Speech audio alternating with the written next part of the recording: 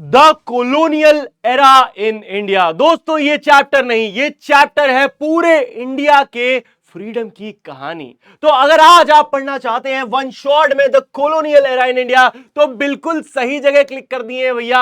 आज हम super duper one shot में पढ़ रहे हैं ये कंप्लीट चैप्टर। दोस्तों ये अपने आप में पूरे भारत का इतिहास है। ये चैप्टर जो पूरे क्लास 8 की पुरानी बुक में पूरे के पूरे साल पढ़ाया जाता था, अब इसको समेट के एक चैप्टर में लाके खड़ा कर दिया है।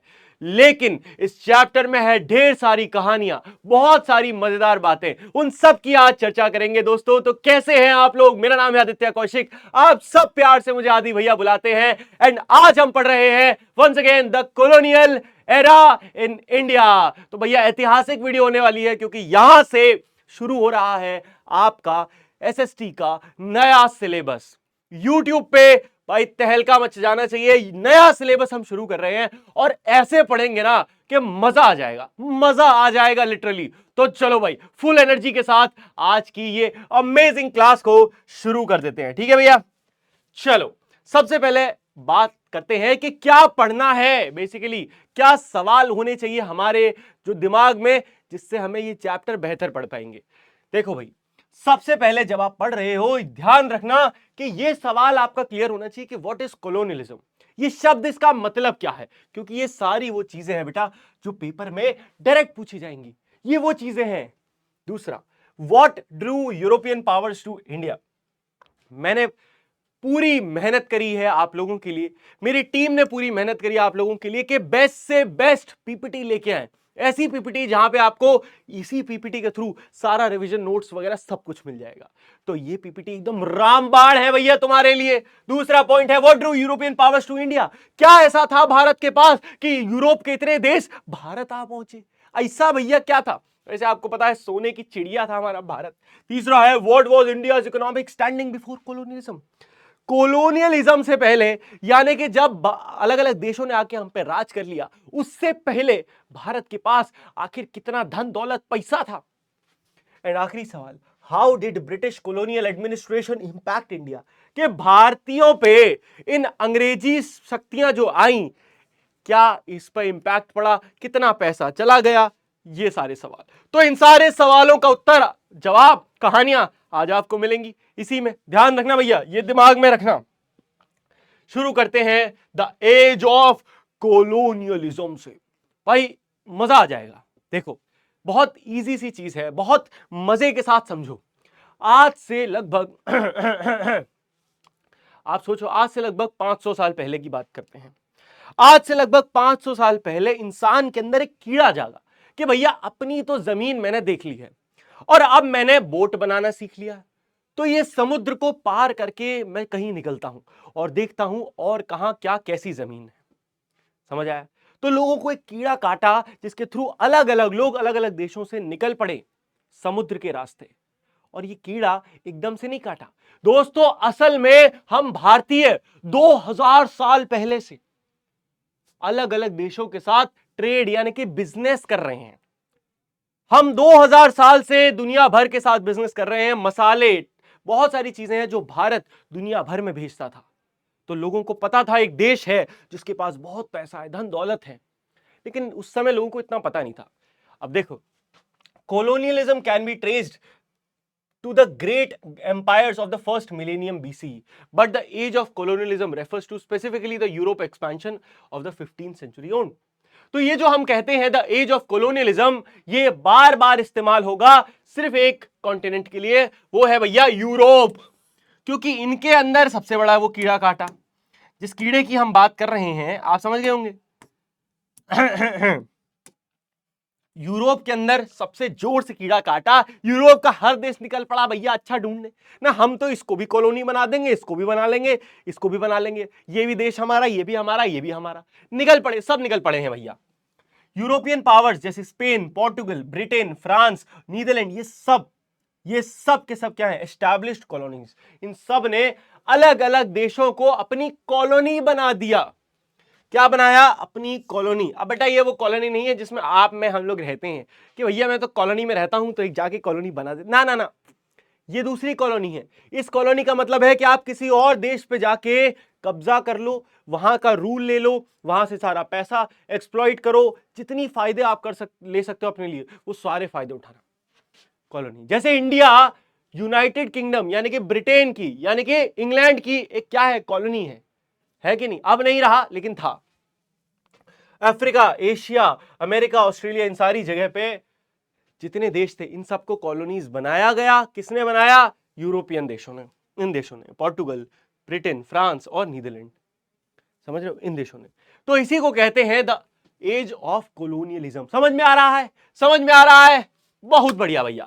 अब बात करते हैं वो क्या मोटिवेशन थी, वो क्या अंदर एकदम आग थी जिसके कारण यहां यूरोप के सारे देश निकल पड़े कि भैया नहीं, हम अपनी और कॉलोनी बढ़ाएंगे, इधर भी बढ़ा देंगे, इधर भी बढ़ा देंगे। ऐसा क्या फायदा मिल रहा था उनको? देखिए भैया, बहुत एक नहीं बतेरे फायदे मिल रहे थे। पहला है पॉलिटिकल कॉम्पिटिशन। कंपटीशन था आपसी देशों में। दोस्तों आपने एक चीज नोटिस करी होगी, जब जब आपके सारे मित्रगण जो हैं सब लल्लू हो पढ़ाई में और आपके भी नंबर कम आए तो आपको ज्यादा बुरा नहीं लगता है कि नहीं? आपको लगता है अरे ठीक है भैया, किसी के नहीं आए, हमारे नहीं आए, पूरा लगता है पूरा एग्जाम ही टफ था। लेकिन यदि आप टॉपर्स के ग्रुप में हैं तो वहां पे आपको लगता है कि यार इतना भी मुश्किल नहीं है पढ़ाई कि इन सबके नंबर आ रहे हैं, मुझे भी करना है। तो दोस्तों इसे कहते हैं संगत का असर, कि भैया जैसी संगत वैसी रंगत। तो भैया अब यूरोप में जब एक देश निकल पड़ा है तो आसपास के देश देख के उनके अंदर भी चुल चढ़ गई कि नहीं नहीं, हम काहे घर बैठे भैया, हम भी निकलेंगे, हम भी जाएंगे। तो उन्हें भी लगा कि यार ये देश कर सकता है, ये तो हमसे भी लल्लू देश है, हम भी कर सकते हैं। समझ रहे हो? ये कंपटीशन, ये इसके चक्कर में राइवलरी हो गई यूरोपियन पावर्स में कि भैया कौन ज्यादा टेरिटरी बढ़ा देगा, कौन पूरी दुनिया पे इंफ्लुएंस कर डालेगा, ये राइवलरी चली। और देखो इकोनॉमिक एडवांटेज कि भैया जो ज्यादा जगह जाएगा उसके पास ज्यादा पैसा आएगा, ज्यादा मार्केट्स होंगे, ट्रेड रूट्स खुलेंगे। उसके बाद बात आती है रिलीजियस कन्वर्जन। ये भी एक बड़ा हिस्सा था कि भैया धर्म जो परिवर्तन करना है, धर्म अपना जो है क्रिश्चियनिटी उसको बढ़ाना है पूरी दुनिया में। Converting indigenous population to Christianity, ये भी एक पावरफुल मोटिवेशन था। साइंटिफिक इंक्वायरी आखिरी में, कुछ लोग चुल, साइंटिफिक इंक्वायरी क्या होता है? अंदर की चुल, एक अंदर जिज्ञासा, क्यूरियोसिटी, हमें जानना है कि क्या है नदी के उस पार, क्या है समुद्र के उस पार। ये भी एक रीजन है। अब ये तो क्लियर हो गए रीजंस। रीजंस बेटा ध्यान रखना, ये पेपर में ऐसे ही सवाल आएगा, आपको बस आंसर लिख के आना है। मोटिवेशन क्या थे? मोटिवेशन था पहला पॉलिटिकल कंपटीशन, दूसरा इकोनॉमिक एडवांटेज, तीसरा रिलीजियस कन्वर्जन और चौथा साइंटिफिक इंक्वायरी। ओके, अब आ जाओ India before European colonization. Bharat का इतिहास इतना गजब था ना भैया, ऐसे ऐसे राजा और ऐसे लोग बसते थे, इतना पैसा, धन, दौलत, प्रॉस्पेरिटी भारत में थी कि हम बता नहीं सकते। इंडिया जो है ग्रीक्स के साथ और रोमन्स के साथ 2000 सालों से लगातार एक्सपोर्ट करता आ रहा है हाई वैल्यू चीजें जैसे मसाले, cotton, ivory, gem, sandalwood, wood steel, ये सारी चीजें, ऐसी महंगी महंगी चीजें हम एक्सपोर्ट करते हैं दुनिया में। 16th सेंचुरी तक इंडिया एक मेजर ग्लोबल पावर हाउस बन के रहा जिसने 1/4 ऑफ द वर्ल्ड की जीडीपी को सिंगल हैंडेडली, भाई साहब कैन यू इमेजिन, पूरी दुनिया में जितना पैसा है उसका 1/4 पैसा केवल भारत में रहा। इस चीज को प्रोसेस करो जरा, 10-15 सेकंड केवल इस चीज को प्रोसेस करो। पूरी दुनिया में जितने देश हैं उन सब के पास जितना मिला के पैसा है उसमें से 1/4 पैसा सिर्फ भारत के पास था। सोचो इतना हम लोगों के पास पैसा था। यूरोपियन जो ट्रैवलर थे वो इंडिया के बारे में बताते थे कि ये ऐसा देश है जहां प्रॉस्पेरिटी है, एडवांस्ड मैन्युफैक्चरिंग होती है, एग्रीकल्चर होता है, डीपली कनेक्टेड है लोग ट्रेड बिजनेस के साथ, और making it a prime target कि इसको कॉलोनी बनाया जाए। इसको एक प्राइम टारगेट बना दिया गया कि इतना अच्छा है भैया, इसको बना लो तो पैसा ही पैसा जीवन भर कमाओगे। अब आते हैं एक एक करके अलग अलग यूरोपियन पावर, अलग अलग देश भारत आएंगे और अपनी चालाकियां करेंगे, कैसे न कैसे करके हम इसको कॉलोनी बनाते। सबसे पहले आ जाते हैं the Portuguese in India, very चालाक पीपल, वेरी चालू। तो दोस्तों वास्को ड गामा, जिसका नाम ऐसा हो ही नहीं सकता आपने अभी तक सुना ना हो, वास्को ड गामा आप पहुंचते हैं कप्पड़ नाम की जगह पे, कोझिकोड के पास पड़ती है केरला में। मई में 1498 में, जिसको माना गया है कि यूरोपियन कॉलोनाइजेशन की बिगिनिंग यहीं से होती है। मई का महीना 1498, कहां पे? कप्पड़, जो कि केरला में कोझिकोड के पास पड़ती है। आज भी अगर आप इस जगह पे जाएंगे तो वहां पे आपको ऐसे लिखा हुआ है, एक पत्थर लगा है, उस पत्थर पे बड़ा बड़ा लिखा है क्रिस्टोफर बोल रहा हूं, Vasco da Gama landed here, यानी कि वास्को ड गामा यहीं आया था। पोर्चुगीज ने क्या करा? स्ट्रेटेजिक पोर्ट, अब ये पोर्चुगीज आ गए, आके इन्होंने बिजनेस शुरू करा, लेकिन आते ही इन्होंने लड़ाई झगड़े भी शुरू कर दिए। इन्होंने पोर्ट कैप्चर करने शुरू कर दिए। तो इन्होंने पोर्ट को कैप्चर करा, जैसे गोवा वाला पोर्ट ले लिया, हथिया लिया, जो कि इनके लिए कॉलोनियल कैपिटल साबित हो गया। Establish trading post along the Malabar and Coromandel coast. तो बेसिकली ये लोग क्या करते थे, इन्हें पता था कि हम जिस रास्ते से आए हैं उस रास्ते से और भी लोग आ सकते हैं, और आए दिन यहां से शिप जाते हैं, पैसा आता है, क्यों ना हम इसी कोस्ट पे ही बैठ जाएं और हम इस कोस्ट के ही कोई हथियार है। बेसिकली अगर हमने हथियार लिया तो हर बंदे को हमसे पूछ के आना जाना पड़ेगा, और हम उससे टोल ले सकते हैं, पैसा ले सकते हैं, मजा मजा। इन्होंने यही करा। इन्होंने सबसे पहले पोर्ट कैप्चर कर डाले। उन्होंने कार्टेज इंप्लीमेंट कर दिया। कार्टेज क्या होता है बेटा? पास सिस्टम, टोल सिस्टम। कि कार्टेज मतलब पैसा दो आगे बढ़ो, पैसा दो वापस आओ, समझ रहे हो? कि भैया आपको आने जाने के लिए एक तो फीस देनी पड़ेगी, कार्टेज। अरेबियन सी में जाके पोर्चुगीज परमिट खरीदने पड़ेंगे आपको अगर कहीं जाना है तो। उसके बाद पोर्चुगीज जो प्रेजेंस थी, that was characterized by religious persecution. उन्होंने एक ऐसी चीज भी करी जो बहुत गलत थी, कि उन्होंने रिलीजियस परसिक्यूशन करा। गोवा में उन्होंने क्या? इंक्विजिशन कर दिया 1560 में। इंक्विजिशन मतलब कि भैया आप जो ऐसे धर्म के लोग हैं, दूसरे धर्म के लोग, उनको लगातार मारना शुरू कर दो बिना सोचे समझे, जस्ट बिकॉज वो दूसरे धर्म के। तो जो लोग भी कन्वर्ट हो रहे थे वो ठीक है, जो नहीं कन्वर्ट हो रहे थे उनके साथ इंक्विजिशन करा गया, उनको मार दिया गया, है ना? तो कुछ नाम है बड़े बड़े, अभी आपको पढ़ने नहीं, आप आने वाली क्लासेस में पढ़ोगे। फ्रांसिस डी अल्मेडा, एक वहां का गवर्नर था, पोर्चुगीज गवर्नर, जिसके अंडर में ये सब हुआ था। लेकिन फिलहाल के लिए हमें बस इतना पढ़ना है कि उन्होंने क्या करा? इंक्विजिशन करा, हजारों लोगों को मारा, सीवियरली परसिक्यूटेड हिंदू, मुस्लिम, ज्यूज, क्रिश्चियंस, और सबको क्रिश्चियंस को कन्वर्ट कर दिया। देखो अब बात करते हैं, पोर्चुगीज ने आके बदतमीजी तो फैला दी है, बदतमीजी एकदम कर दी है। इस बदतमीजी को रोका किसने? इस बदतमीजी को रोकने में कुछ ऐसे लोग हैं जिन बड़े दिग्गज हैं, इनकी कहानी आज हमें पता होनी चाहिए। जिसमें पहली है रानी अक्काबा वन इनके आगे लगा हुआ है क्योंकि रानी अक्काबा 2 भी आई। तो उल्लल जो कि साउथ सदर्न कर्नाटका में है, वहां की बड़ी फेमस रानी थी, है ना?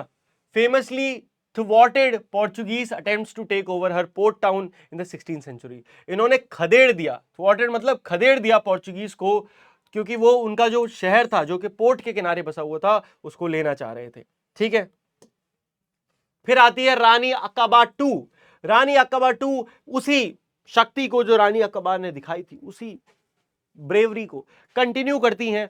और इन्होंने क्या करा? इन्होंने तो भैया ये देखो, आप आग के गोले बनाना सीखा, और सीधे जो शिप इनके पास आती, धाए से आग का गोला उस पर छोड़ती, पूरी की पूरी शिप जल जाती। लोग इतना परेशान हो गए इनसे कि भैया पोर्चुगीज डर के इनसे हट जाते थे, इनके एरिया से दूर। और फिर होती है बैटल ऑफ कोलाशल 1741 में। तो किंग मार्तंड वर्मा साहब, भाई बड़ा पॉपुलर किंग है, इनके बारे में भी जान लीजिए। मार्तंड वर्मा, नाम ही देखो एकदम औरा वाला नाम है ना।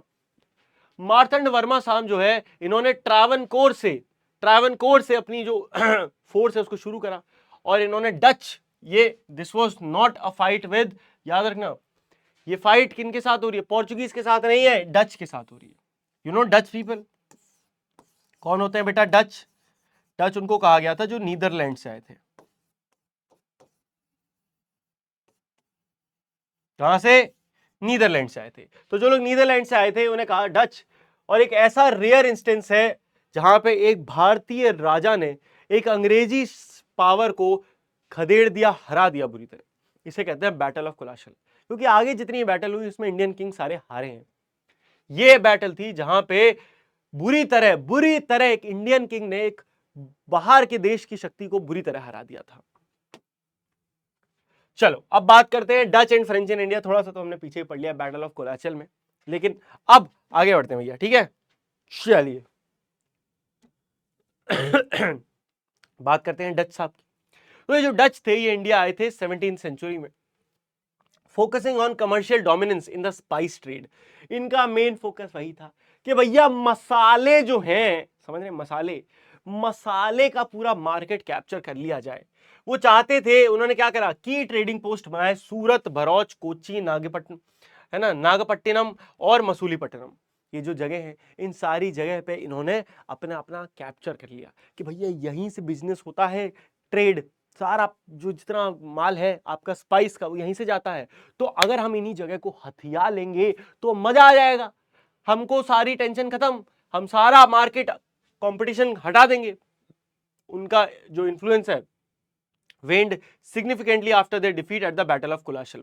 लेकिन बैटल ऑफ कोलाचल जो अभी हमने बात करी, उसमें ऐसे धरे पटके गए, ये ऐसे बुरी तरह पीटे गए कि इनका तो वहीं पे मामला सफाचट हो गया, इनका सारा कॉन्फिडेंस डगमगा गया कि अरे भैया ये तो, इनको तो हमने लल्लू समझा था, ये तो तगड़े राजा निकले, सबके सब पेल दिया भाई पकड़ के यार, अब कुछ नहीं कर सकते ज्यादा। तो भैया डच वहां पे मामला इनका ठंडा हो गया। अब बात करते हैं फ्रेंच की। ये अरे ये दिग्गज आदमी है भाई, फ्रेंच वाले बहुत टाइम तक टिके। Establish there first trading post in Surat. ये पहली बार है सूरत में इन्होंने अपना पहला ट्रेडिंग पोस्ट बनाया। तो ट्रेडिंग पोस्ट है क्या, ये समझिए। ये सब भारत आते थे केवल क्या कह के कि राजा जी हम तो बिजनेस करने आए हैं, हम तो पर्यटक हैं, हमें तो बिजनेस के लिए आप एक थोड़ी जगह दे दीजिए, ये कह के आते थे। और इसीलिए अपना ये बिजनेस का जो पोस्ट जहां से बिजनेस करते थे उसको कहते हैं ट्रेडिंग पोस्ट। पहला इन्होंने खोला सूरत में, फिर पौंडीचेरी में, फिर गवर्नर जनरल थे डुप्लेक्स, है ना, नाम है इनका गवर्नर जनरल का, डुप्ले बोलते हैं, डुप्लेक्स नहीं बोलते हैं। इन्होंने कुछ कॉलोनियल स्ट्रैटेजीज यूज करी, जैसे कि इंडियन सोल्जर्स को ट्रेन करना और indirect rule, local puppet rulers का यूज करना। तो अब सोचो 1668 है, अभी इस समय सेम टाइम पे जो ब्रिटिशर्स हैं वो भी आ गए हैं, लेकिन उनके बारे में हम आगे पढ़ेंगे। लेकिन यहाँ पे जो डुप्लेक्स साहब हैं, इन्होंने भी चालाकियां शुरू कर दी। क्या चालाकियां शुरू करी, ध्यान से सुनना, यही same to same copy paste चालाकियां अंग्रेज भी करेंगे, बस वो सक्सेसफुल हो गए, ये हार गए। इन्होंने क्या करा, सबसे पहले तो इन्हें पता था कि अगर हमें जीतना है तो हमें चाहिए एक आर्मी। अब आर्मी अगर अपने देश से लाएंगे तो बहुत महंगी पड़ जाएगी, तो क्या करते हैं, यहीं के लोगों को थोड़ी थोड़ी पैसे के नाम पे ट्रेनिंग देना शुरू करते हैं।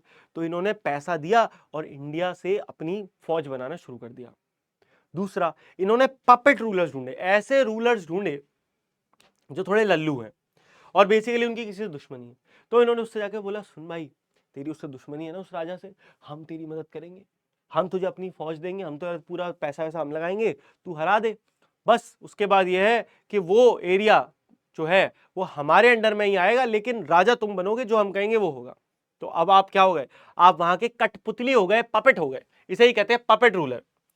फ्रेंच के एम्बिशंस जो थे वो कर्टेन हो गए, बंद हो गए। कब, जब उनकी कार्नेटिक वॉर्स हुई। तो एक समय के बाद, वो भी कब, 1746 से लेके 1763 के बीच में कार्नेटिक लड़ाइयां लड़ी गई। कार्नेटिक मतलब एक तरफ थे ब्रिटिश, एक तरफ थे फ्रेंच, इन दोनों के बीच में लड़ाई हुई और फाइनली कौन होगा, ब्रिटिश जीत गई ईस्ट इंडिया कंपनी और फ्रेंच को घर जाना पड़ा, टाटा बाय बाय करना पड़ गया। जिससे उनकी जो प्रेजेंस है वो केवल पौंडीचेरी और केवल कुछ 2-4 ही जगह में रह गई, ज्यादा जगह बढ़ नहीं पाई। Enter the British from traders to rulers. अब बात आती है भैया इस पिक्चर के मोस्ट वांटेड विलन की, है ना। ये जो पिक्चर चल रही है दोस्तों, इसके सबसे तगड़े जो विलन है वो कौन है, east India company, straight from the British से ही तो आए थे। आते ही ये देखते हैं कि भैया यहां तो कंपटीशन बहुत ज्यादा है, यहां तो पहले से बहुत देश मौजूद है, इससे तो मामला खराब हो जाएगा। सबसे पहले कहते हैं कि अपने देश से कंपटीशन किल करते हैं। गए रानी के पास, रानी अपनी क्वीन के पास, क्वीन प्लीज हमको एक स्पेशल परमिशन दीजिएगा जिससे और कोई कंट्री और कोई कंपनी हमारे देश से इंडिया ना आए। तो रानी ने कहा चलो ठीक है, तुम अपने इतनी दूर गए, मैं कहने जाओ, तुम्हें दिया हमने स्पेशल परमिशन। स्पेशल परमिशन का नाम है दोस्तों चार्टर। क्या है, तो कंपनी ने ट्रेनिंग शुरू करी, रानी से स्पेशल पावर ले ली, क्वीन एलिजाबेथ से, जिसमें उनको अथॉरिटी मिली अपनी प्राइवेट आर्मी बनाने की। और इस पूरी स्पेशल पावर, स्पेशल परमिशन जो थी, इसको कहते हैं हम रॉयल चार्टर। क्या कहते हैं, रॉयल चार्टर। कब मिला ये रॉयल चार्टर, मिलता है 1600 में। तो 1600 में रॉयल चार्टर मिल गया जिसके तहत इस कंपनी को परमिशन मिल गई कि बेटा अब आपके अलावा इंग्लैंड से और कोई नहीं आएगा, तो ये अपने देश से तो कंपटीशन कट, दूसरे देश से भी है, और दूसरा अब आप अपनी आर्मी भी रख सकते हो। बड़ी परमिशन इन्हें मिल गई थी। अब ये क्या करते हैं, कोस्टल फुटहोल्ड। इन्हें पता है कि भैया भारत में अंदर अंदर तो कोई पैसा है नहीं, कोस्ट पे पैसा है, क्योंकि सारा बिजनेस वहीं से हो रहा है, एक्सपोर्ट इंपोर्ट यहां से हो रहा है। अगर कोर्ट हथिया लिए जाए पोर्ट, तो मामला सेट है, पैसा आ ही जाएगा। इनिशियली इन्होंने क्या कहा कि हम तो भैया केवल ट्रेडर हैं, हम तो केवल बिजनेस करने आए हैं। कंपनी ने धीरे धीरे करके सूरत, मद्रास, बॉम्बे, कलकत्ता में अपने पैर फैलाए, थोड़े थोड़े करके अपने बिजनेस ट्रेडिंग पोस्ट खोले। फिर इन्होंने करा डिसेप्शन लोकल रूलर्स, कि भैया लोकल रूलर्स यहाँ के हमारे लल्लू थे, उन्हें लगा कि ये तो भैया विदेशी आए हैं, गोरे लोग हैं, क्या है बिजनेस करने आए हैं, आइए अतिथि देवो भवा, आपके लिए पूरा देश है हमारा, जहां चाहे रहें, जहां चाहे बिजनेस करें। थोड़ा दिमाग लगा लिए होते गुरु, है ना। इन्हें अवेयर ही नहीं था कि कंपनी का लॉन्ग टर्म प्लान क्या है। अब शुरू होता है एक्सट्रैक्शन ऑफ वेल्थ। तो ये जो पीरियड शुरू हुआ जहां पे ब्रिटेन ने जो रिलेशनशिप देखा इंडिया के साथ as a primary, as a vast source of wealth to be extracted as symbolized in contemporary art. तो देखो ये एक इमेज है, ठीक है, ये इमेज को ध्यान से देखो। इस इमेज के अकॉर्डिंग आपको पता चलता है कि जो अंग्रेज थे उन्होंने इंडिया के साथ कभी कोई ऐसा अच्छा रिश्ता रखा नहीं। वो हमेशा से इंडिया को क्या देखते थे, एक सोने की मुर्गी, कि भैया सोने का अंडा है, पूरी मुर्गी काट दूंगा एक दिन, ऐसा सोचते थे। उन्हें लगता था कि पूरी की पूरी मुर्गी काट दूंगा तो सोना ही सोना होगा। ऐसा वो हुआ नहीं लॉन्ग टर्म में। अब देखिए क्या तगड़ी स्ट्रैटेजीज उन्होंने लगाई, आप दिमाग हिल जाएगा आपको सुन के। कि सबसे पहली स्ट्रैटेजी थी उनकी डिवाइड एंड रूल, कि भैया लड़ाई कराओ, लड़ाई कराओ और फिर भरोसा जीतो, डिवाइड करो और फिर रूल ही कर लो। कंपनी ने अपने आप को इंडिया की पॉलिटिकल्स में घुसाना शुरू किया। दो राजाओं के बीच में लड़ाई है, जबरदस्ती घुसे और किसी एक राजा को सपोर्ट किया। जो राजा अंग्रेजों से अच्छी बनती उसका सपोर्ट किया, और वही बात क्या बनाए, पपेट रूलर्स बनाने लग गए कि भैया ये राजा तो बन जाए लेकिन पूरा हमारी सुने, हम जो बोले वो करें, हम जो चाहें वो परमिशन हमें दे दे। धीरे धीरे करके इन्होंने लोकल रूलर्स के साथ अच्छी दोस्ती बनाई और मिलिट्री का सपोर्ट भी दे दिया और उनके राइवल्स को हरवा दिया। उसके बाद ये जो राइवलरीज थी, लड़ाइयां थी राजाओं की आपस में, इस पे इन्होंने क्या करा, capitalized on existing rivalries between regional rulers and succession disputes within ruling houses to advance their own interest। तो भैया दो लड़ाइयों के बीच में इन्होंने घी डाला कि लड़ाई और बढ़े, अगर नहीं हो रही तो लड़ाई को बढ़ाओ भैया, ऐसे थोड़ी काम चलेगा, लड़ाई बढ़नी चाहिए ताकि इनका फायदा हो। सोशल डिवीजन कराया, ब्रिटिश ने जानबूझ के जो टेंशन थी अलग अलग कम्युनिटीज में, हिंदू मुस्लिम की लड़ाई करवाई, है ना, हिंदू हिंदू में आपस में भेदभाव कराया, ऐसी चीजें बढ़ाई रही। अब होता है टर्निंग पॉइंट, अब यहां से शुरू होती है कहानी। अब कहानी सुनो आराम से, कॉपी पेन अभी तक तुम लेके ही नहीं बैठे होंगे, मैं तुम्हें जानता हूं, लेकिन अगर यदि अच्छे बच्चे हो तुम बाय एनी चांस, तो अभी कॉपी पेन रख दो नीचे और मेरी कहानी को मस्ती से, ध्यान से, आराम से लुत्फ उठाओ कहानी। तो दोस्तों बात है 1750s के आसपास की। कंपनी अभी तक तो ये जो जहां आई थी एकदम साउथ में वहीं थी, एकदम से जा पहुंची साउथ से कहां, बंगाल, है ना। अब बंगाल में पहुंच गई है। बंगाल में कंपनी ने क्या करा, अपना फोर्ट बनाना शुरू कर दिया। बाप रे बाप, बिजनेस करने आए हो भैया, तुम अपना किला काहे बना रहे हो। तो बंगाल में, और ये सब कर रहे थे किसकी मर्जी से, ये कर रहे थे ये लोग जो मुगल था, है ना, मुगल एम्परर जो है उसकी मर्जी से, कि भैया औरंगजेब बैठे हैं साहब दिल्ली में, दिल्ली से औरंगजेब रूल कर रहे हैं और दिल्ली से वो ऑर्डर दे दिया, अच्छा ठीक है चलो तुम्हारे पास परमिशन है, तुम्हें कोई टैक्स नहीं देना, कोई टैक्स ही नहीं देना, जो चाहे करो। लेकिन बंगाल में जो उस समय नवाब थे उनको इस बात से दिक्कत हो रही है कि ये क्यों कर रहा है। कोई बात नहीं, वो नवाब चले गए। फिर आता है अगला नवाब, और ये नवाब कोई आम आदमी नहीं था, इसका नाम था सिराजुद्दौला। 25 साल का लड़का, गरम खून, इसका दिमाग खौला हुआ रहता था, वैसे नाम ही सिराजुद्दौला, खून मेरा खौला। जब इसको ये बात पता ही थी कि भैया ये जो अंग्रेज हैं ये यहां आके अपना किलाबंदी कर रहे हैं, इसको समझ में आ गया कि इसके इरादे गलत हैं। किलाबंदी कौन करता है, जिसको यहीं पे रहना है, जिसको केवल बिजनेस करना है, वो किला नहीं बनाता अपना। इसने जाके बल मना किया कि भैया किलाबंदी बंद कर दो, किलाबंदी करोगे तो फिर मैं हमसे बुरा कोई नहीं होगा। इनकी बात नहीं मानी। इन्होंने जाके पहले पकड़ के जो वहीं के लोग थे जो किलाबंदी जो किला बना रहे थे उनको पीटा सिराजुद्दौला ने। फिर उसके बाद जो उस समय का मिलिट्री कमांडर, उसका नाम था रॉबर्ट क्लाइव, अभी आगे सब लिखा हुआ है, मैं कहानी सुना रहा हूं। रॉबर्ट क्लाइव उस तक मैसेज पहुंचाया कि अभी भी मौका है, मैंने इनको पीटा पकड़ के है, अभी कल आऊंगा और तुम्हें पीटूंगा, क्योंकि उसके पास बहुत शानदार आर्मी थी। 100% सिराजुद्दौला हराना था, गारंटीड थी सिराजुद्दौला ही जीतेगा। रॉबर्ट क्लाइव इस बात से डरा हुआ था। लेकिन अगले दिन कुछ ऐसा हुआ कि सिराजुद्दौला हार गया और रॉबर्ट क्लाइव जीत गया। अब क्या हुआ, कैसे हुआ, ये सस्पेंस आपका अब क्लियर होगा। The conspiracy unfold. Robert Clive ने ये जो नवाब थे बंगाल के साथ, मीर जाफर के साथ हाथ मिलाया। देखो भैया क्या हुआ ऐसा कि अगले दिन रॉबर्ट क्लाइव जीत गया और सिराजुद्दौला हार गया। तो जो सिराजुद्दौला था उसका एक सबसे पावरफुल कमांडर था जिसका नाम था मीर जाफर। मीर जाफर को लालच आ गया और इसी लालच का फायदा उठाया रॉबर्ट क्लाइव ने। रॉबर्ट क्लाइव ने रातों रात मीर जाफर से मीटिंग करी और उसको बोला, सुनो, तुम्हें कल अपने सिराजुद्दौला के साथ विश्वासघात करना है, बदले में हम तुम्हें पूरा बंगाल दे देंगे, तुम पूरे बंगाल के नवाब हो जाओगे। और ये लालच, ये जो धोखा है ना, ये हमारे भारतीय इतिहास का सबसे बड़ा धोखा माना जाने लगा। क्योंकि इस धोखे के बाद सोचो, अगर उस दिन मीर जाफर ने धोखा नहीं दिया होता तो सिराजुद्दौला अंग्रेजों को खदेड़ के बाहर निकाल देता, हमारा इतिहास अलग हो गया होता यार, पूरी की पूरी हिस्ट्री ही चेंज हो गई होती। लेकिन उस दिन हुआ क्या, अगले दिन जब लड़ाई हुई तो सोचो, इधर से आर्मी खड़ी है मीर जाफर, है ना, और भी आर्मी है, और इधर सबसे आगे कौन खड़े हैं भाई साहब, हमारे सिराजुद्दौला सूड। सामने कौन खड़ी है आर्मी, रॉबर्ट क्लाइव की आर्मी। अब भैया सिराजुद्दौला ने कहा आक्रमण, और आक्रमण पीछे से ये जो आर्मी मीर जाफर की, ये अपनी आर्मी को मार रहे हैं, ये इसे मार रहे हैं, बेचारा आगे से भी मारा जा रहा है, पीछे से भी मारा जा रहा है।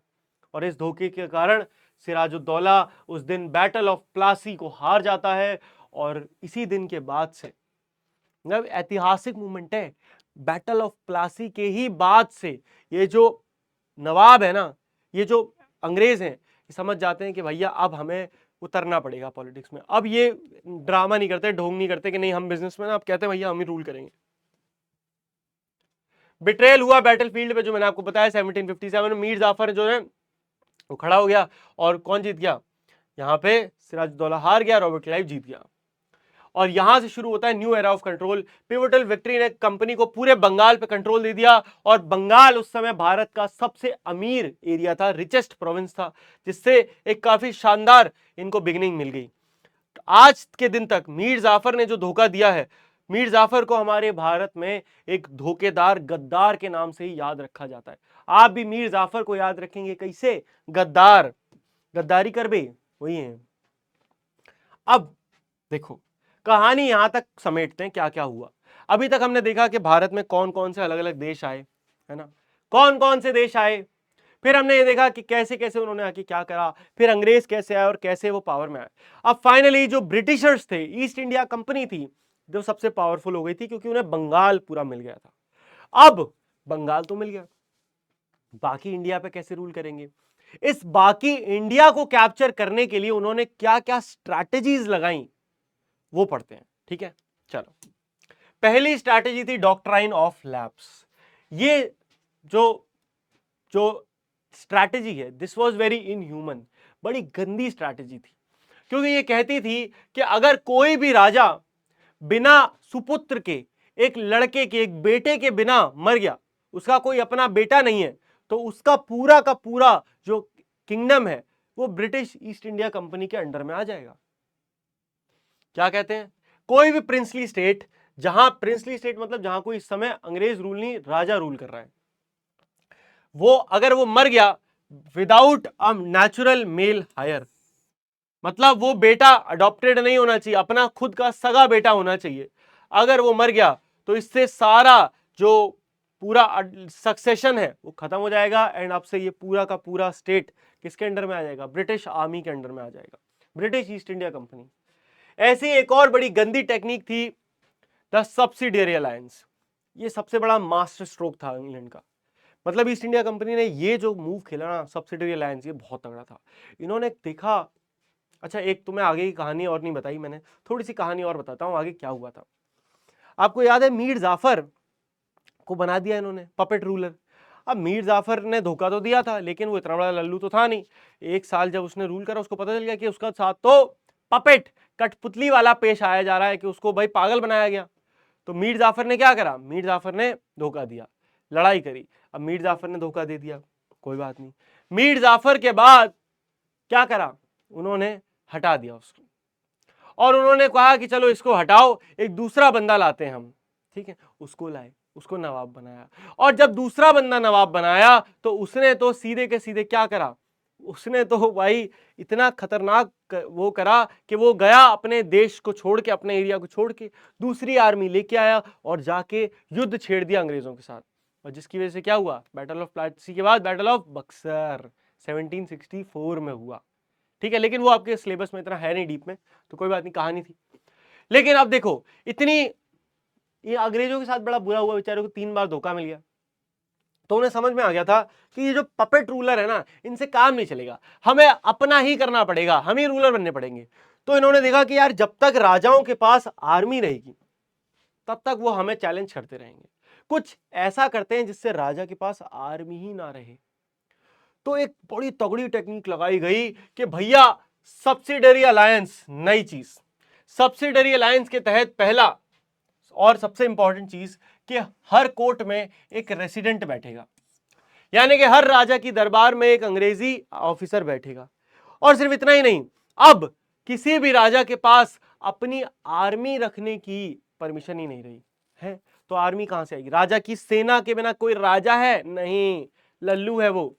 तो इन्होंने कहा कि देखो भैया, सेना हमारे पास है। अब ईस्ट इंडिया कंपनी के पास सेना अपनी आई गई, वो उन्होंने अपनी स्टार्ट कर दी आर्मी, जैसे फ्रेंच ने करी थी। उन्होंने कहा अगर आपको सेना चाहिए तो आप हमें पैसे दो, बदले में हम आपको सेना दे देंगे, लेकिन आप अपनी सेना नहीं रख सकते। इसको पहले बहुत लोगों ने इसका विरोध किया, लेकिन इन्होंने लड़ाई करके, पार्टनरशिप करके, चालाकियां करके ऑलमोस्ट हर जगह ये सब्सिडरी अलायंस लगा दिया।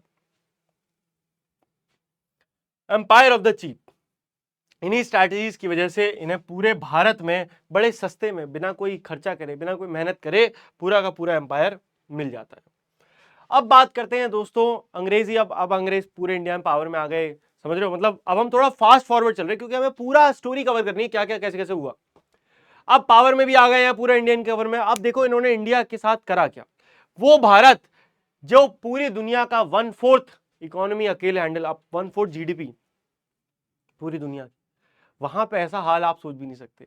तो कुछ ऐसी भुखमरी आती है भारत में जो लाखों लाखों लोगों को मार डालती है।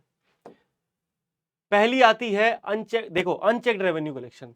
कई रेवेन्यू कलेक्शन के बाद जो rights in Bengal, Bihar, Orissa, East India Company जो है मैक्सिमम पॉसिबल रेवेन्यू करते क्या थे ये लोग, इन्होंने सोचा कि आम जनता जो है ना, इसको, ये इंसान ही नहीं है, ये जानवर है।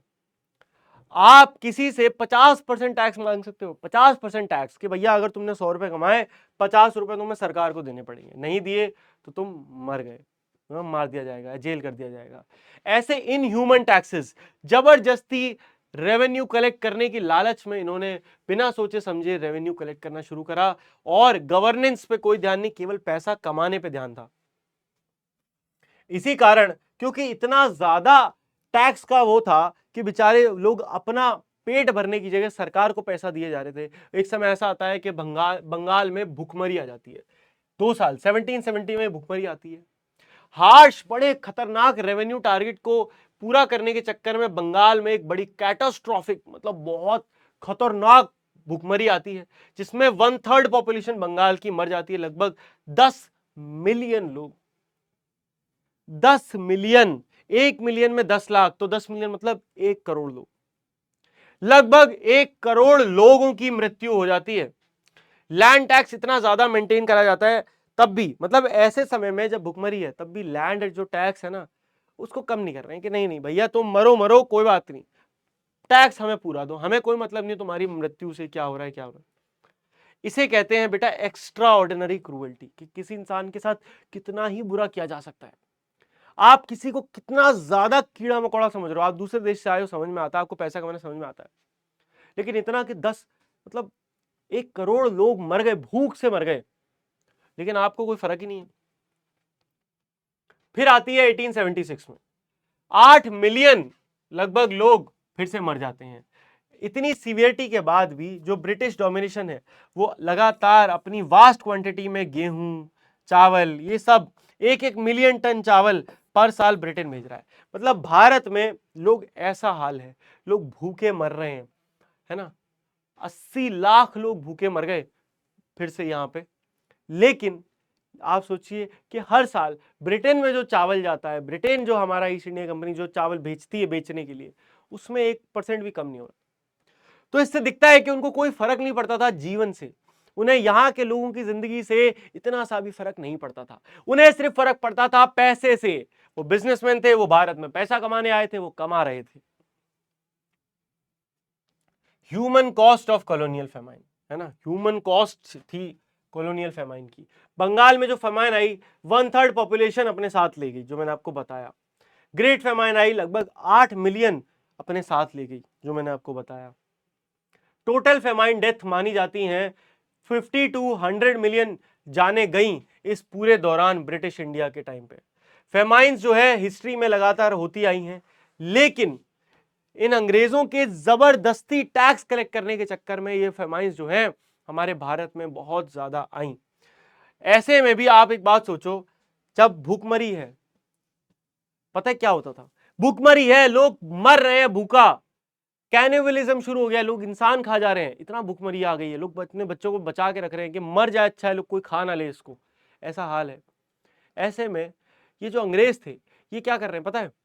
पार्टी रख रहे हैं, 8-8 दिन की पार्टी है कि भैया राजा आ रहे हैं, इंग्लैंड से कोई आ रहा है, खाना खा रहे हैं, खाना फेंक रहे हैं, थूक रहे हैं, कोई मतलब ही नहीं है। ये हाल था भारत का। The drain of India's wealth. अब भैया इतना पैसा कमा रहे हैं, आपको पता है कितना पैसा कमाया? आइए ये देखते हैं कि कितना पैसा कमाया।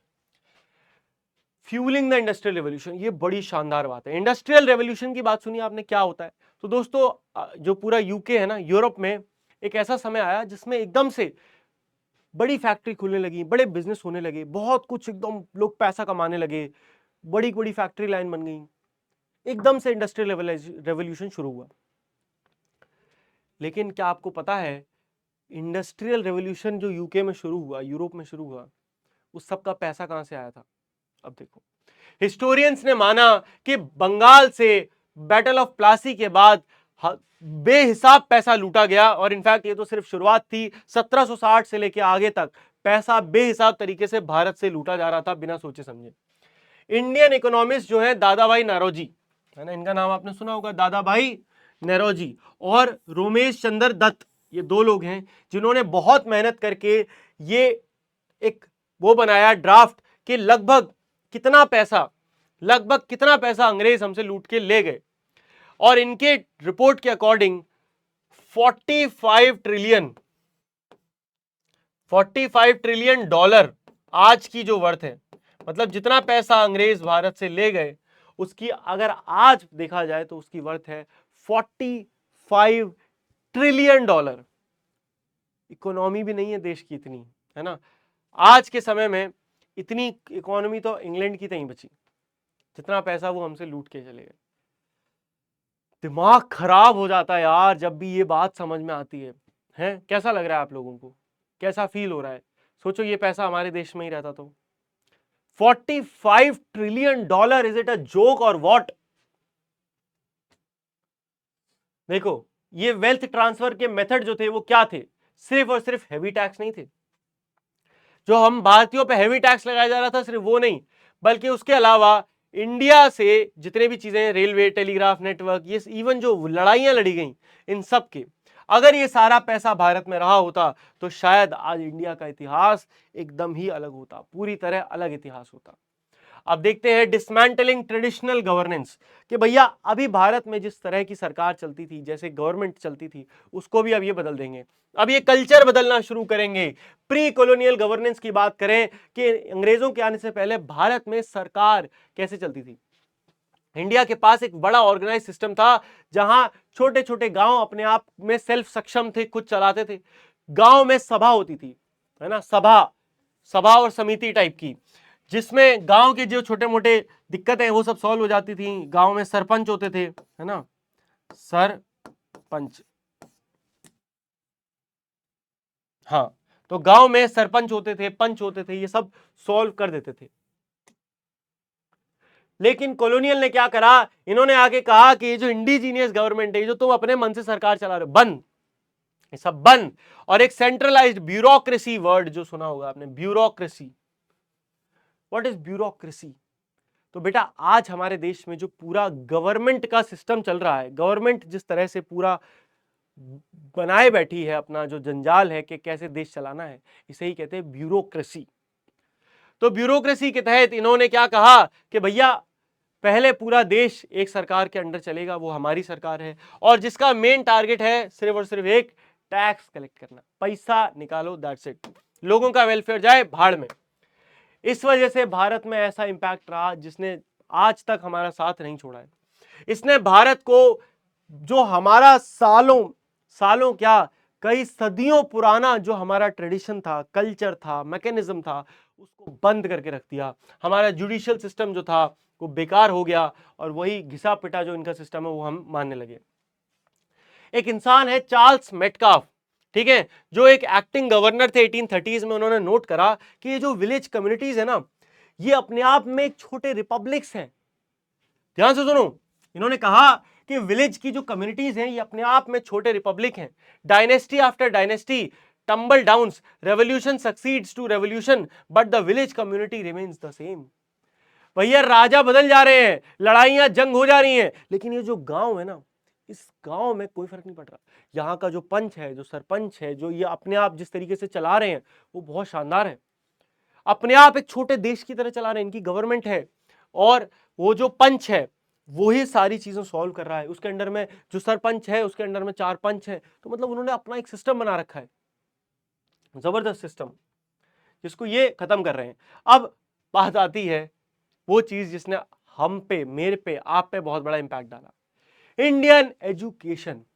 हमने देख लिया इंडिया आए कैसे, हमने देखा उन्होंने टैक्स कलेक्ट करा, फिर हमने देखा कि उन्होंने कल्चर में कैसे चेंज किया, लूटा कैसे। अब बात करते हैं हमारा एजुकेशन सिस्टम को कैसे बदल के रख दिया। डाइवर्स ट्रेडिशनल लर्निंग, हमारे देश में बिफोर ब्रिटिश के आने से पहले क्या थे, गुरुकुल थे, मदरसे थे, है ना, पाठशालाएं थी, विहार थे, जहां पे लोग अलग अलग चीजें सीखते थे।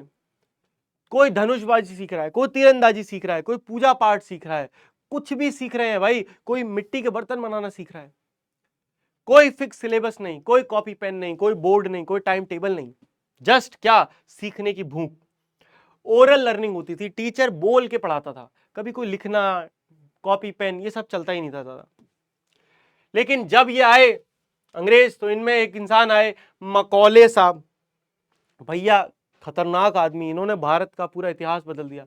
इन्होंने कहा, इनकी एक बड़ी खास लाइन है, बड़ी खास लाइन है, इन्होंने ये कहते थे कि जितना आप सोचिए, जितना ज्ञान पूरे भारत और सऊदी अरेबिया में है ना, इससे ज्यादा ज्ञान तो आपको यूरोप की किसी ढंग की लाइब्रेरी की एक शेल्फ में मिल जाएगा। ये इनकी सोच थी। इन्हें लगता था इंडियन एकदम असभ्य है। टर्निंग पॉइंट आया जब मकौले ने 1835 में मिनट्स ऑन इंडियन एजुकेशन नाम का एक डॉक्यूमेंट दिया, और इन्होंने कहा कि ब्रिटिश एजुकेशन को इंडिया में लाना चाहिए। जो हम अपने बच्चों को पढ़ा रहे हैं वो यहाँ के लोगों को पढ़ाना चाहिए, ताकि ये एक परफेक्ट नौकर बन के निकले, परफेक्ट एम्प्लॉई। आपको कभी नहीं सिखाया जाएगा स्कूल में, अगर आप सोचो कि टैक्स कैसे देते हैं, मतलब फाइनेंस के बारे में क्या सिखाया गया, कुछ नहीं सिखाया गया। बिजनेस के बारे में कुछ सिखाया गया, नहीं सिखाया गया। लीडरशिप के बारे में कुछ नहीं, क्या सिखाया गया, साइंस, मैथमेटिक्स, केवल वो चीजें जो आपको एक सही एम्प्लॉय में बदलेंगी, बस इतना ही सिखाया जाता है आपको। क्यों? क्योंकि ये पूरा सिस्टम बनाया अंग्रेजों ने। India in blood and colour but English in taste, in opinion, in morals and in intellect. उन्होंने कहा भारत जो है वो ब्लड में, खून में और रंग में ही ठीक लगता है, लेकिन जो दिमाग है ना भैया, इंग्लिश जो है वो बढ़िया है, टेस्ट उसका अच्छा है, ओपिनियंस में इंग्लिश होनी चाहिए, मोरल्स में इंग्लिश होनी चाहिए। उन्होंने कहा I have never found one among that orientalist who could deny that a single shelf of gift European library was worth the whole native literature of Indian Arabia. जो बात मैंने बोली, ये मानते थे कि भैया भारत में जितना ज्ञान है वो कुछ नहीं है, अंग्रेज बहुत आगे, हम साइंस लिटरेचर ये सब पढ़ रहे हैं, ये इन्होंने माना। तो इन्होंने इंग्लिश को मेन बना दिया। इस पॉलिसी ने धीरे धीरे एक डिक्लाइन ला दिया पूरे देश में, जहां स्कूल्स में अब अंग्रेजी पढ़ाई जाने लगी। धीरे धीरे टाइम टेबल आ गया, बोर्ड आ गए, सारे गुरुकुल्स बंद हो गए। जिन गुरुकुलों ने बात मान ली उन्हें पैसे दिए गए, जिन्होंने नहीं मानी उनको परेशान किया गया। तो धीरे धीरे सारे गुरुकुल इंग्लिश एजुकेशन की तरफ बढ़ गए। अब बात करते हैं इकोनॉमिक स्ट्रक्चर में किस प्रकार इन्होंने बदलाव करे। देखिए, इन्होंने भारतीय इकोनॉमी को एक सेल्फ सफिशिएंट एग्रीकल्चरल सिस्टम से बदल के क्या बना दिया, सिर्फ एक सप्लायर बना दिया कि भैया आप भारत एक सप्लायर है जो कि ब्रिटिश या दुनिया भर में केवल सामान भेजता है, बस इतनी इसकी औकात है, अपने आप के लिए नहीं कमा पा रहा है, दूसरे देशों को बेच रहा है। इंडिया का रेलवे नेटवर्क, जिसको कॉलोनियल ब्लेसिंग माना जाता है कि हाँ अंग्रेजों ने हमें एक अच्छी चीज दी है, वो है भारत में रेलवे। वो डिजाइन करा गया था पता है किस लिए, सिर्फ इसलिए कि भारत में रॉ मटेरियल को एक जगह से दूसरी जगह तक ले जाया जाए। उन्हें कोई भारत के लोगों की नहीं पड़ी थी, उन्होंने रेलवे लोगों के लिए थोड़ी बनाया, उन्होंने रेलवे बनाया अपना सामान इधर से उधर ले जाने के लिए, बस। तो कोई इसमें बहुत खुशी की बात नहीं है कि उन्होंने हमारे लिए रेलवे बना दिया। कंस्ट्रक्शन इंडिया का railway was not a gift, वो कोई गिफ्ट नहीं है, it was paid for the Indian tax revenue, वो हमारे ही देश के पैसों से बनाया गया है। हम क्यों कहें वो गिफ्ट है, हमने से ही पैसे लेके हमारे लिए भी नहीं बना रहे हो, हद हो गई यार, शर्म आनी चाहिए। इंस्टेड उनका फोकस लोगों की नीड कभी था ही नहीं, केवल कमर्शियल इंटरेस्ट था, पैसा कमाना। डिस्ट्रक्शन ऑफ इंडियाज इंडस्ट्रीज, अब इंडिया की जो इंडस्ट्रीज हैं थोड़ी बहुत, उनका भी खात्मा ये लोग कर डालेंगे, देखो कैसे करेंगे, खतरनाक। टेक्सटाइल इंडस्ट्री, इंडिया को भैया आप मानोगे नहीं, कॉटन के लिए गुरु माना जाता है पूरे वर्ल्ड में, विश्व गुरु कॉटन के मामले में। ब्रिटिश की पॉलिसी आ गई और इंडियन टेक्सटाइल पे भैया कि Indian textile imported to Britain while forcing India to accept British manufactured goods with minimal tariff. अब आप देखो कितने चालू हैं। इन्होंने कहा कि देखो भैया कपड़े तुम यहां उगाओगे, तुमने जो भी उगाया है उगाओ, हमें फर्क नहीं पड़ता, लेकिन तुम भारत में नहीं बेच सकते, तुम हमें एक्सपोर्ट करोगे, सारा का सारा माल इंग्लैंड जाएगा, इंग्लैंड में हम उससे हमें सस्ते में मिल गया, हम इंग्लैंड में बना के बेचेंगे, और अब हम इंग्लैंड से ही कपड़े वापस लाएंगे बना के, और अब हम तुम्हें बेचेंगे, तुम्हें वही खरीदने पड़ेंगे, तुम अपने ही बनाए हुए कपड़े नहीं खरीद सकते। ऐसा कोई कर सकता है? इंडिया की जो टेक्सटाइल एक्सपोर्ट थी fell sharply while Britain import into India grew dramatically ruining the Indian textile industry. बाहर से हमें कपड़े लाके हमारे कपड़े बेचे जा रहे थे। स्किल्ड आर्टिसंस हमारे देश में बहुत कॉमनली मिलते थे। हमारे देश में आर्ट, जैसे आज हमारे यहाँ क्या बोलते हैं, 3 इडियट्स देखी होगी, या तो डॉक्टर बनो इंजीनियर बनो, डॉक्टर इंजीनियर डॉक्टर, कहां से आया ये?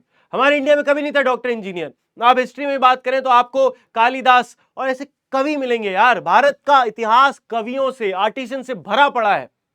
लेकिन आज ये पूरा सिस्टम जो बदला है, ये अंग्रेजी सत्ता के आने के बाद बदला है।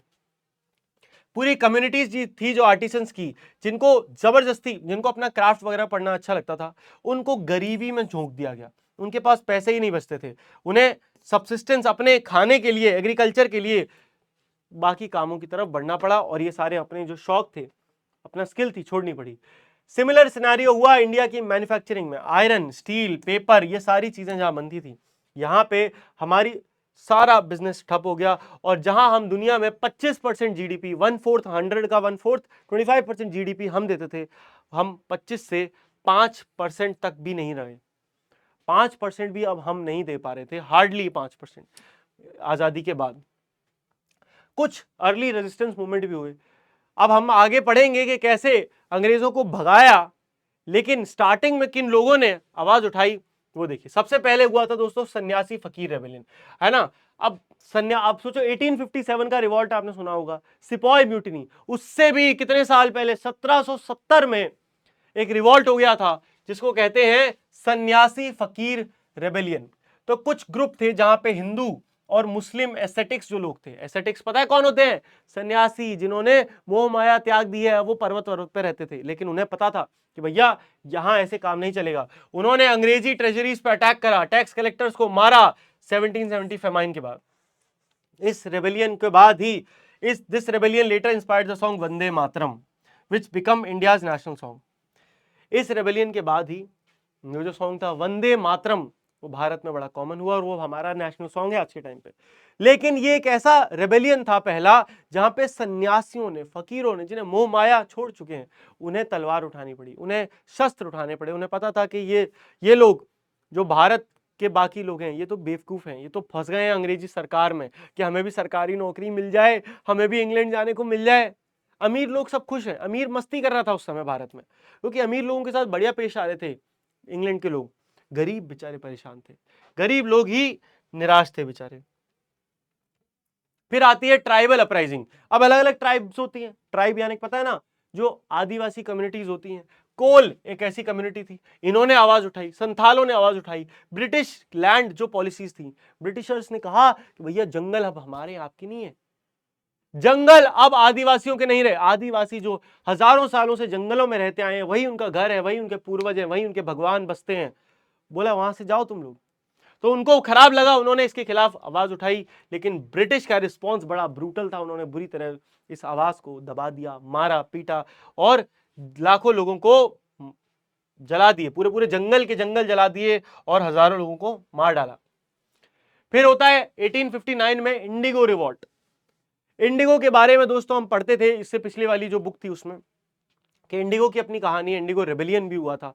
कि भैया इंडिगो क्या, एक प्लांट है जिस प्लांट से डाई बनता है ब्लू कलर का, और बड़ा अच्छी क्वालिटी का डाई बनता है इंडिगो से। इंडिगो पूरी दुनिया में जब सारा जगह बनना बंद हो गया, तब जबरदस्ती इंडिया से इंडिगो उगवाया जाता था। क्यों उगवाया जाता था? क्योंकि कोई क्यों नहीं उगाना चाहता था इंडिगो? क्योंकि ये जमीन को 3-4 साल में खराब कर देता है, ये सुखा देता है, जमीन बंजर हो जाती है। तो कोई भी भारत में उसको उगाना नहीं चाहता था। लेकिन फिर ये ले आए 3 कथिया सिस्टम। इन्होंने कहा कि नहीं भैया, आपको अपने लैंड पे 1/3 हिस्से पे तो इंडिगो उगाना पड़ेगा, तभी हम आपको लोन देंगे, वरना लोन नहीं देंगे, और बदले में इंटरेस्ट भी बढ़ा देंगे। तो मतलब जबरदस्ती इनसे इंडिगो उगवाए जा रहे थे। इसके खिलाफ आखिरकार बंगाल में लोगों ने आवाज उठाई, है ना। और जब आवाज उठाई तो फाइनली उनको राहत मिली। जो अंग्रेजी गवर्नमेंट थी उनको समझ में आया कि नहीं भैया, इनकी बात माननी पड़ेगी। तो फाइनली ये रूल आ गया कि अब किसी को जबरदस्ती इंडिगो नहीं उगवाई जाएगी। समझ में आया? और सोचो ये रूल क्यों आया होगा? ये रूल इसीलिए आया क्योंकि इंडिगो रिवॉल्ट के जस्ट कुछ महीने पहले तक ही चल रहा था 1857 का रिवॉल्ट, जहां पे हमने ऑलमोस्ट अंग्रेजों को इंडिया से पटक के बाहर निकाल दिया था। कुछ गलतियों के चलते नहीं निकाल पाए, लेकिन अंग्रेज डर गए थे इसके बाद, इसीलिए इन्होंने इंडिगो रिवॉल्ट में हमारी बात मान ली। अब बात करते हैं इसी की, द ग्रेट रेबेलियन 1857 की बात करेंगे। तो ये पूरे 19वीं सेंचुरी का सबसे बड़ा रेवोल्यूशन है, सबसे बड़ा रेबेलियन है, जहां पे हमने अंग्रेजों के खिलाफ पूरा देश एक साथ उठ खड़ा हुआ। तो ये शुरुआत कैसे होती है इसकी? शुरुआत ऐसे होती है कि पूरे देश में एक अफवाह फैलती है। अफवाह है या रियलिटी है ये तो कह नहीं सकते, मुझे तो रियलिटी लगती है, लेकिन हाँ एनसीईआरटी में अफवाह लिखा है तो अफवाह बोलते हैं। वो ये थी कि जो नई बंदूकें आई हैं, राइफल, उसमें जो गन पड़ती है, कार्ट्रिज, उस गन की गोली को पहले दांत से उसका पैकेट हटाना पड़ता है, फिर डालना पड़ता है। और वो जो पैकेट, उस पर ग्रीस जो उस पर लगी हुई है, वो सुअर और गाय की चमड़ी से बनी है। और ये सुनते ही आपको पता है, हिंदू हो चाहे मुस्लिम हो, दोनों का दिमाग खराब हो जाएगा। जब उन्हें ये बात पता चली तो वो बहुत ज्यादा उन्होंने अगेंस्ट में इसकी आवाज उठाई, और सबसे पहले आवाज उठाई मंगल पांडे ने। मंगल पांडे ने इसके खिलाफ आवाज उठाई बैरकपुर में, और जब उन्होंने आवाज उठाई तो उनको फांसी पे चढ़ा दिया गया। जब उनको फांसी पे चढ़ाया तो लोग भड़क उठे। सबसे पहले भड़के हमारे देश के जवान, सिपाही, और उन्होंने शुरुआत करी इस 1857 की म्यूटिनी की, रिवॉल्ट की। फिर धीरे धीरे अलग अलग लोग इस रिवॉल्ट में जाके जुड़ने लगे। ये सारे फौजी जा पहुंचे कहां? दिल्ली में, जहां पे हमारे बहादुर शाह जफर टू, आखिरी मुगल एम्परर जो थे, वो पहुंच चुके थे। वो रहते थे वहां पे लाल किला में। वहां पे उनको बुलाया, उनसे जबरदस्ती करी कि नहीं, आप हमारे लीडर हैं, आप प्लीज हमारा साथ दीजिए। वो बेचारे बुढ़े थे, 80 साल के बेचारे, जस्ट उनकी मृत्यु आने ही वाली थी, लेकिन तब उनको जोश में आ गए। मेरा ठीक है, उन्होंने भी लोगों को इकट्ठा करना शुरू किया। फाइनली अंग्रेजों को ऑलमोस्ट हमने नॉर्थ इंडिया से हटा दिया था, लेकिन फिर अंग्रेजों ने एक ऐसा मूव करा जिससे हम हार गए। मैं बताता हूं, अंग्रेजों ने अपनी आर्मी बुलाई इंग्लैंड से, और ये आर्मी पता किसने भेजी? गैस करो। क्वीन ने। क्वीन याद है इंग्लैंड की, जिसने पहले सपोर्ट किया था? क्वीन ने भेजी। लेकिन क्वीन ने बदले में एक चीज मांग ली कंपनी से। क्वीन ने कहा ठीक है आर्मी ले जाओ, लेकिन अब से ये जो इंडिया है ये मेरी टेरिटरी है। अब से इंडिया इंग्लैंड के अंडर क्या कॉलोनी है, तुम्हारी ईस्ट इंडिया कंपनी की नहीं है। समझ में आया? ये रेबेलियन बहुत तेजी से फैला नॉर्थ इंडिया में। ये सारी चीजें मैंने आपको बता दी। की सिटीज थे कानपुर, लखनऊ, झांसी। ठीक है। ब्रिटिश रिस्पॉन्स जो था वो बहुत खतरनाक था, ब्रूटल था, जहां पे हाउस टू हाउस मैसेकर किए गए, लोगों को मारा गया, गांव के गांव जलाए गए, क्रॉप्स को जला दिया गया फाइनली, ताकि जो रेबेल्स हैं ये चुप हो जाए। 1857 के रिवॉल्ट में कौन कौन सी हीरोइन थी वो देख लो भैया। पहली थी रानी लक्ष्मीबाई। रानी लक्ष्मीबाई जो थी, ये बड़ी इनकी इंपॉर्टेंट स्टोरी है कि इनका कोई मेल सुपुत्र नहीं था, और आपको याद है अगर मेल सुपुत्र नहीं है तो राजा नहीं बन पाएगा। अब झांसी इनसे हट रही थी, तो इन्होंने इसके खिलाफ आवाज उठाई कि नहीं प्लीज झांसी हमें दे दो भाई, मेरा अडॉप्टेड बेटा तो है, वो संभालेगा। लेकिन अंग्रेजों ने कहा नहीं, झांसी हमारी है। तो फाइनली इन्होंने लड़ाई करी। ठीक है, इन्होंने ग्वालियर जीत लिया, और जून 1858 को इन्हें फाइनली बैटलफील्ड पे मार दिया गया। एक ब्रिटिश ऑफिसर ने तक कहा था कि वो जितनी सुंदर थी, उतनी चालाक और उतनी ही शातिर, उतनी ही अच्छी लड़ाका, यानी कि एकदम फाइटर वो थी। दूसरी थी बेगम हजरत महल। अब बेगम हजरत महल की भी अलग कहानी है। ठीक है, तो भैया अवध में एक नवाब साहब थे, वाजिद अली शाह। अब नवाब साहब बेचारे बड़े पूकी क्यूटी टाइप के थे। इनको हटा दिया गया नवाब साहब को अंग्रेजों ने पहले 1856 में, और बोला तुम यार अच्छे से गवर्न नहीं कर रहे हो, हट रहे हो, हटा दो। अब नवाब साहब बड़े डिसअपॉइंट हो गए, नवाब साहब वहां चले गए। लेकिन उनकी जो वाइफ थी, उनका नाम था बेगम हजरत महल, वो अवध में ही रही। उन्हें अपने पति की बेइज्जती का याद रहा, और उन्होंने जब 1857 में रिवॉल्ट हुआ, उन्होंने जो पीटा है पकड़ के, समझ रहे हो, led resistance after the kingdom was annexed. उनके इस किंगडम को पूरा एनेक्स कर लिया गया था। उसके बाद उन्होंने लेड करा। लखनऊ से इन्होंने defending Lucknow against British recapture. She rejected British officers to save passage and took refuge in Nepal. इन्होंने, अंग्रेजों ने कहा कि भैया हम आपको चुपचाप रानी की इज्जत देंगे और चुपचाप छोड़ देंगे, लेकिन अपने लोगों को मरने दो। इन्होंने मना कर दिया, और ये छुपे ही जाके नेपाल में, जब क्वीन विक्टोरिया ने प्रॉमिस करा नॉन इंटरफेरेंस इन रिलीजन, तब बेगम हसरत महल इंडिया में वापस आई और बोला कि भैया इन पे ट्रस्ट मत करना। अच्छा एक बात आपको मैं और बता देता हूं कि जब ये 1857 के रिवॉल्ट में बुरी तरह हार रहे थे अंग्रेज जाके पहुंचे क्वीन विक्टोरिया के पास, इन्होंने हाथ जोड़े, क्वीन क्वीन प्लीज प्लीज हमें बचा लो। क्वीन ने कहा ठीक है बेटा बचा लेती हूँ, लेकिन अब इंडिया मेरी टेरिटरी है। इन्होंने कहा ठीक है आप ले लो जो चाहे, लेकिन मेरे लोगों को बचा लो। क्वीन ने बचा लिया। अब इंडिया क्वीन की टेरिटरी हो गई, और आ जाता है the government of India act 1, जिसके बाद अब भारत उनकी टेरिटरी है इंग्लैंड की। क्वीन आके कहती है तुम लोग यार बच्चा लोग हो, मुझसे सीखो। क्वीन ने आके सबसे पहले बोला कि अब हम किसी के धर्म में कोई इंटरफेयर नहीं करेंगे, आपको जो चाहे करना है आप करिए। लेकिन जब ये वापस आई हजरत महल, इन्होंने बोला कि भैया इन पे भरोसा नहीं करना है, ये हमेशा ऐसे ही करके चालाकी करते हैं। फाइनली 1857 का आफ्टर मैथ क्या हुआ? कंपनी रूल 1858 के बाद खत्म हो गया, और अब कंट्रोल जो था ईस्ट इंडिया कंपनी से हटके किस पे आ गया? ब्रिटिश राज शुरू हो गया। बेसिकली अब ब्रिटिश की जो गवर्नमेंट है वो राज करेगी। मिलिट्री का रीऑर्गेनाइजेशन हुआ, क्योंकि ये लड़ाई मिलिट्री से शुरू हुई थी, तो इसीलिए मिलिट्री को रीऑर्गेनाइज करा गया। बेसिकली जितने भी ऐसे मुस्लिम्स थे उनको हटाया गया, क्योंकि इन्हें लगता था कि मुस्लिम ज्यादा वो होते हैं जो जल्दी, इनको अपना आजादी चाहिए मुस्लिम्स को, ऐसा करा गया। पॉलिसी शिफ्ट हुई, कुछ पॉलिसीज आई जिसने एग्रेसिव टेरिटोरियल एक्सपेंशन जो था उसको रोका, कि भैया जैसे आप जबरदस्ती टैक्स वैक्स ले रहे थे उनको रोको, थोड़ा लोगों को खुश करो। और सीड्स ऑफ नेशनलिज्म शुरू हो गए। अपराइजिंग जो थी, ये जो 1857 का रिवॉल्ट था, इससे लोगों के मन में एक देश प्रेम जाग चुका था। लोगों को पता था कि इस बार हार गए लेकिन जीतेंगे जरूर, ऐसा नहीं होगा कि हमेशा हम इनके अंदर गुलाम बन के रहेंगे। समझ में आया? और अगर आपको समझ में आया तो last the legacy of European colonialism देखें, आज भी जो चल रहा है। यूरोपियन कॉन्क्वेस्ट सिर्फ एक सिविलाइजिंग मिशन नहीं था। वो कहते हैं कि आज वो अपने यहाँ के बच्चों को पता है क्या कह के पढ़ाते हैं? ये कह के पढ़ाते हैं कि हम तो इंडिया गए थे वहां के लोगों को सिविलाइज करने, लेकिन ये सिविलाइजेशन नहीं था, ये सबजुगेशन था, एक्सप्लॉइटेशन था, एनफोर्स्ड ब्रूटल रिप्रेशन था। जबरदस्ती हमारे साथ जो हुआ है वो गलत हुआ है।